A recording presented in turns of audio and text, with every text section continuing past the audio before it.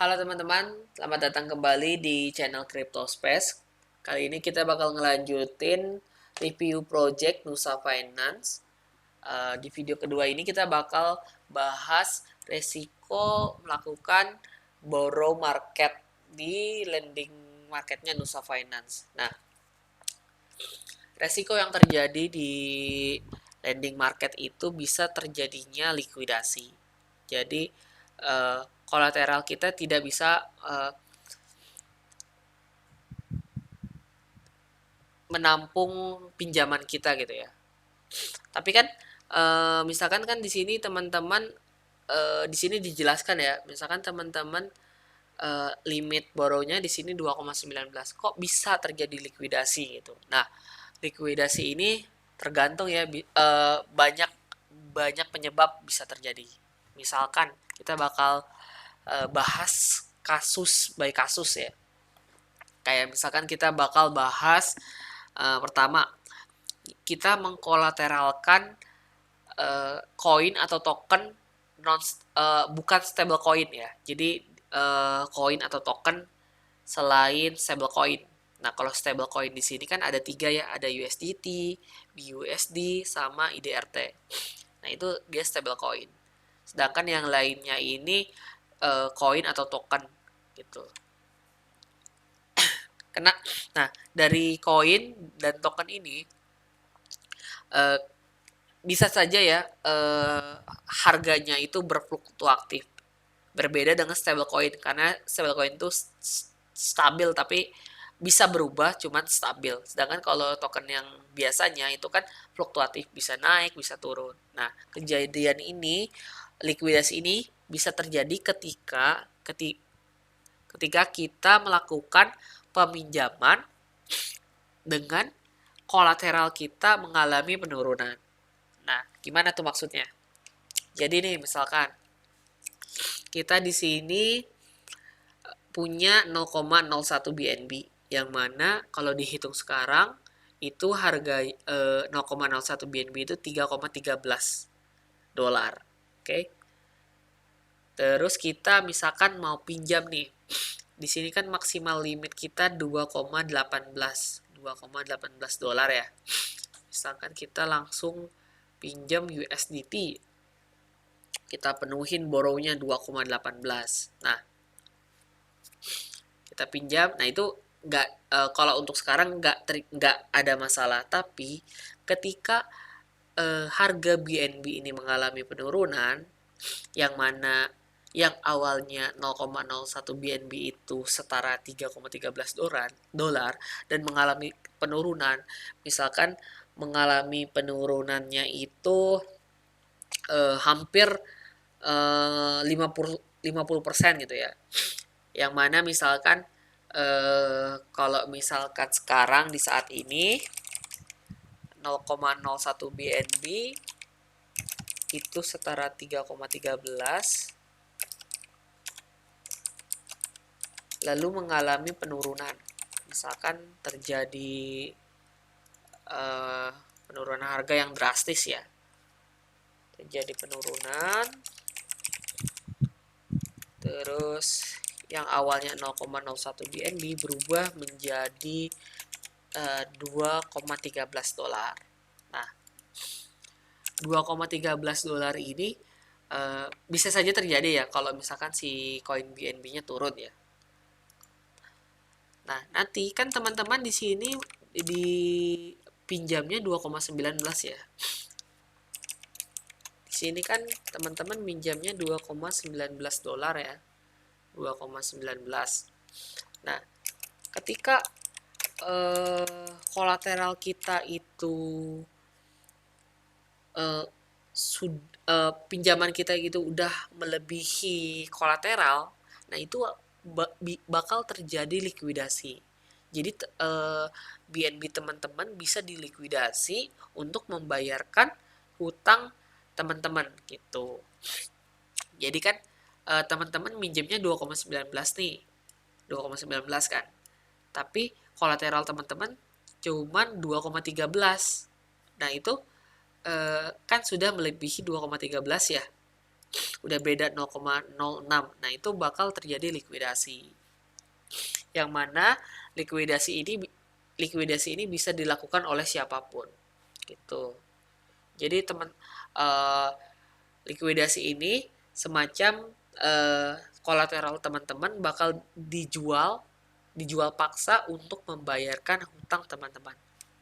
Jadi si 2,13 ini bakal dijual untuk bayarin 2,19, yang mana kalau misalkan likuidasi ini terjadi pada saat itu, kolateral teman-teman udah habis kan, udah nol, terus hutangnya masih ada 0,06 gitu. Bisa terjadi likuidasi. Ini yang bakal terjadi likuidasi ya. Jadi teman-teman udah nggak punya kolateral tapi masih punya utang 0,06 seperti itu. Singkatnya seperti itu. Oke, case kedua ini kita terjadi ketika misalkan deposit kita ini stablecoin, misalkan USDT, BUSD, IDRT. Nah, itu kan stable ya. Jadi teman-teman kan nggak perlu risau harganya naik turun, kan nggak fluktuatif banget gitu. Nggak turun 50%, nggak turun 20% gitu. Terus teman-teman borrow marketnya itu bukan stablecoin, tapi teman-teman pinjamnya itu yang non stablecoin kayak BTC, Ethereum, BNB dan sebagainya. Jadi ini terbalik ya dari sebelumnya gitu. Misalkan teman-teman kolateralnya, teman-teman yang mendepositkannya $10. Yang mana kalau $10 itu maksimal pinjamannya yaitu $10 dikali 70%.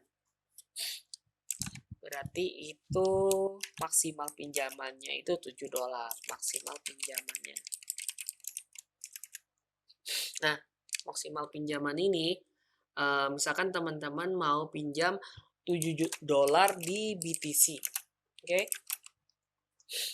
Teman-teman mau pinjam $7 dalam bentuk BTC. Oke.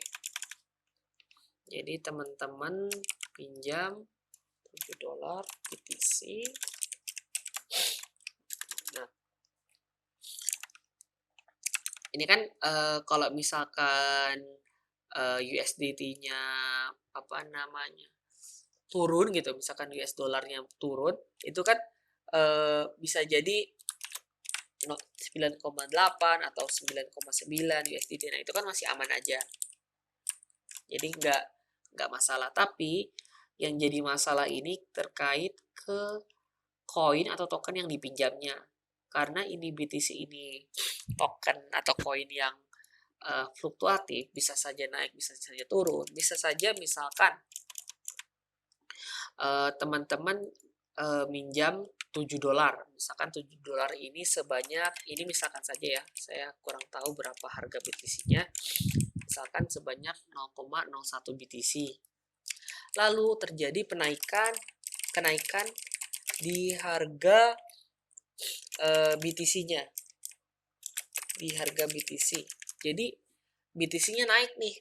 BTC-nya naik yang awalnya 0,01 itu $7, ternyata berubah jadi 0,001 itu jadi $12. Nah, hal ini bisa terjadi juga likuidasi karena kolateral kita kurang dari pinjaman gitu. Pinjaman kita $12 sekarang, tapi kolateral kita $10. Nanti ini bakal terjadi likuidasi kembali. Bakal terjadi likuidasi USDT teman-teman bakal dijual paksa buat membayarkan BTC dalam bentuk BTC ya. $10 itu sebanyak berapa BTC gitu. Jadi teman-teman US dollarnya bakal 0, sedangkan hutangnya masih $2. Mungkin itu setara dengan 0,0001 BTC gitu. Jadi teman-teman masih punya hutang sedangkan kolateralnya sudah tidak ada. Nah, ini bisa saja terjadi. Jadi likuidasi itu tidak hanya terjadi di cash sebelumnya ya, tapi di cash ini juga bisa saja terjadi. Jadi teman-teman harus hati-hati nih untuk meminjam di lending market karena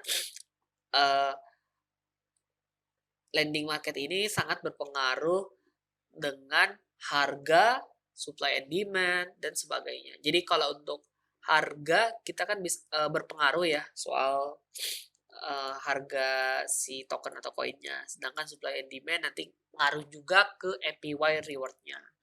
Kalau misalkan harganya kalau supply demandnya lagi banyak nih, nah itu kan APY-nya lebih tinggi ya, jadi semakin gede nih bunganya. Nah, itu kan bakal mempengaruhi juga. Jadi teman-teman tuh nggak jadi teman-teman case selanjutnya ini teman-teman misalkan meminjam token yang misalkan tadi ini apa namanya tadi Devigram ya 326%. Misalkan teman-teman punya kolateralnya USDT terus pinjam $7 Devigram. Nah, Devigram ini misalkan dia stabil terus, dia nggak berubah-berubah, jadi harganya tetap gitu, jadi stabil terus, tapi APY-nya ini 326,22%, yang mana itu bisa 3 kali lipat di setiap dalam 1 tahun. Oke, jadi kalau misalkan teman-teman minjem Devigram dalam 1 tahun, mungkin itu borrow balance-nya itu bukan jadi $7 lagi, tapi udah 3 kali lipatnya gitu. Mungkin udah jadi 7 kali 3, 21, 28 Devigram. Nah, ini juga bisa terjadi likuidasi ya, karena si kolateralnya itu kurang dari token atau koin yang dipinjam gitu. Nah, ini bakal dipaksa dijual juga gitu kolateral teman-teman untuk membayarkan hutangnya gitu. Jadi harus diperhatikan ya teman-teman. Lending market ini resikonya sangat lumayan tinggi ya, karena bisa terjadi likuidasi seperti itu. Oke, lanjut kita bakal bahas teknis likuidasi. Nah, kalau tadi kan kita bahas kasus likuidasi, tapi gimana kalau proses likuidasi terjadi? Maksudnya proses teknisnya ya. Nah, teman-teman bisa masuk ke lending, terus liquidation. Di sini ada daftar pengguna yang terkena borrow per kolateralnya itu lebih dari 1. Jadi ketika borrow per kolateralnya itu lebih dari 1, itu bakal terjadi bisa dilakukan likuidasi. Asetnya bakal dijual paksa, lalu dibayar kolateral yang dijual paksanya dibayar untuk menutupi hutangnya gitu.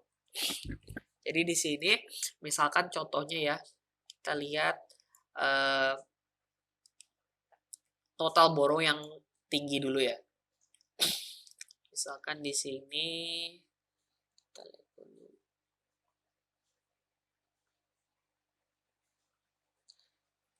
misalkan di sini total borrow-nya 6,62. Oke, 62. Jadi pengguna ini melakukan pinjaman sebanyak $6,62. Terus rate borrow per kolateralnya ini sudah mencapai 2,52. Jadi kolateral borrow-nya itu hampir 2 kali lipat dari kolateralnya. Di sini dia meminjam BNB, dia meminjam sebanyak 0,021. Terus kolateral yang dia miliki ini dalam bentuk token Tadpole Finance. Dia uh, menyuplai token TED-nya ini 2,537 TED. Nah, teman-teman yang mau melakukan likuidasi ini dapat harga yang lumayan diskon gitu ya. Jadi teman-teman melakukan likuidasi itu bisa dapat untung juga gitu loh. Jadi gap untungnya itu teman-teman bisa melakukan likuidasi kepada orang-orang yang sudah melebihi rasionya ini lebih dari 1 ya. Nah, apa itu keuntungannya? Keuntungannya itu kita bakal dapetin bonus price atau harga dari kolateral si borrower sebanyak 90%. Jadi si Tadpole Finance ini kalau harga di market 1,48. Tapi kalau teman-teman melakukan likuidasi ke orang yang sedang terkena likuidasi, harga yang kita dapat untuk satu TED-nya ini, rate-nya, $1,33. Jadi kita dapat diskon 10% ya, 10% gitu. Jadi teman-teman cukup melakukan di sini maksimal quantity yang bisa dimasukkan ini 0,09.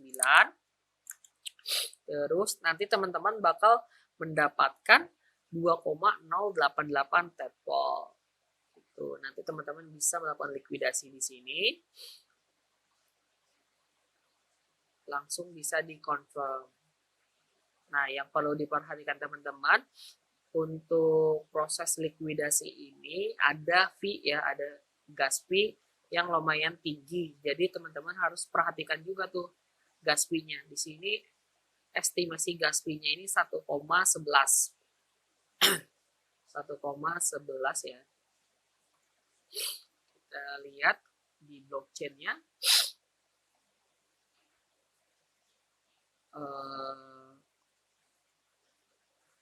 Liquidate borrow. Nah, ini ada yang melakukan likuidasi nih.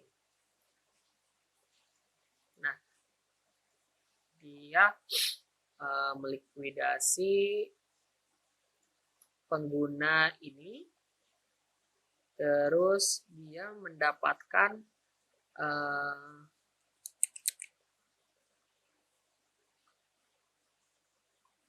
mendapatkan 169 tadpole.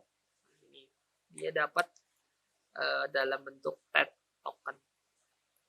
Dengan harganya ini dia masukin 0,15 BNB ya. Terus fee-nya 0,81 BNB. Salah. 0,026 atau 0,81 dolar. Nah, ini harus diperhatiin nih si transaction fee-nya, gas fee-nya. Jangan sampai teman-teman melikuidasi tapi rugi di gas fee-nya gitu.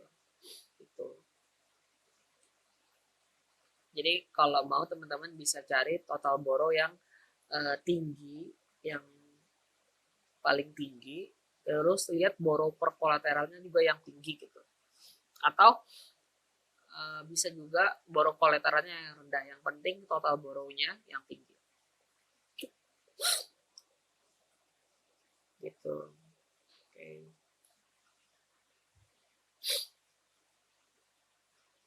Mungkin itu saja materi terkait likuidasi di lending market Nusa Finance. Kalau teman-teman ada pertanyaan atau ada request terkait project lain, teman-teman bisa tulis di kolom komentar. Kalau ada kesempatan, mungkin gue bakal coba review project yang teman-teman yang ingin di-review gitu ya. Oke, makasih banyak buat teman-teman. Itu saja dari gue. Selamat malam teman-teman.